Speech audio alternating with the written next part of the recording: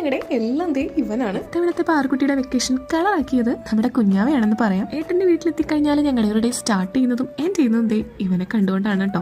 തട്ടിപ്പടച്ച് തിരിഞ്ഞു നോക്കണത് എന്താണ് കാത്തുവിന്റെ പാട്ട് പ്ലേ ചെയ്തതാണ്. അവൻ എന്ത് തിരക്ക് പിടിച്ച പണിയാണെങ്കിലും ഈ ഒരു പാട്ട് പ്ലേ ചെയ്തിട്ടുണ്ടെങ്കിൽ ഓൺ ദി സ്പോട്ട് അവൻ തട്ടിപ്പടച്ചതേ പാട്ടിന്റെ മുന്നിലെത്തിയിട്ടുണ്ടാവും. അങ്ങനെ അവനെ കളിപ്പിച്ചുകൊണ്ട് നേരത്തെ കിച്ചണിലേക്ക് വിട്ടിട്ടുണ്ട്. ഈ ഒരു പൊരിഞ്ഞ ചൂടിൽ ഈ ഒരു ഫാനാണ് നമ്മുടെ കിച്ചണിലേക്ക് ഒരു ആശ്വാസമായിട്ടുള്ളത്. ചെയ്യുമ്പോഴേക്കും കൊടും ചൂടായിരിക്കും. അതിനു മുന്നേ രാവിലെ തന്നെ നമ്മൾ കിച്ചണിലെ പരിപാടികളെല്ലാം തീർത്ത് വെക്കുകയാണ് കേട്ടോ ചെയ്യാറുള്ളത്. മീൻ കറി നമ്മൾ വേറെ കടുപ്പിലാണ് കേട്ടോ കുക്ക് ചെയ്തെടുത്തിട്ടുണ്ടായിരുന്നത്.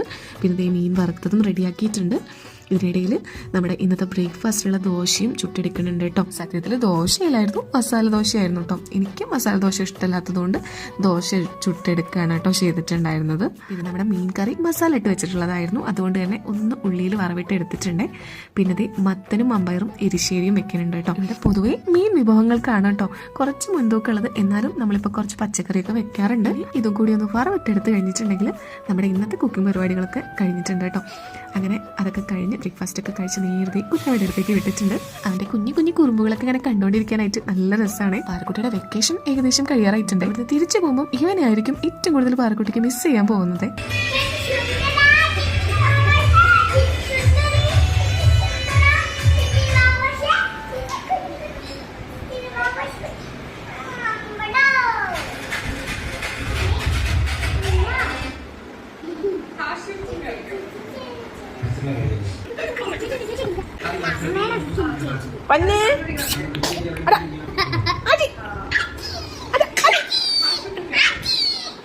അങ്ങനെ നിൽക്കുമ്പോഴാണ് കേട്ടോ ചേച്ചി ഒരു ചരടൊക്കെ ആയിട്ട് വന്നിട്ടുണ്ട്. പാറക്കുട്ടിയുടെ അരയിൽ കുറേ ആയിട്ടുണ്ട് ചരട് കെട്ടിയിട്ട്. നമ്മൾ കെട്ടിക്കൊടുക്കും. പാറക്കുട്ടി എങ്ങനെയെങ്കിലും ഒഴിവാക്കാൻ കേട്ടോ പതിവ്.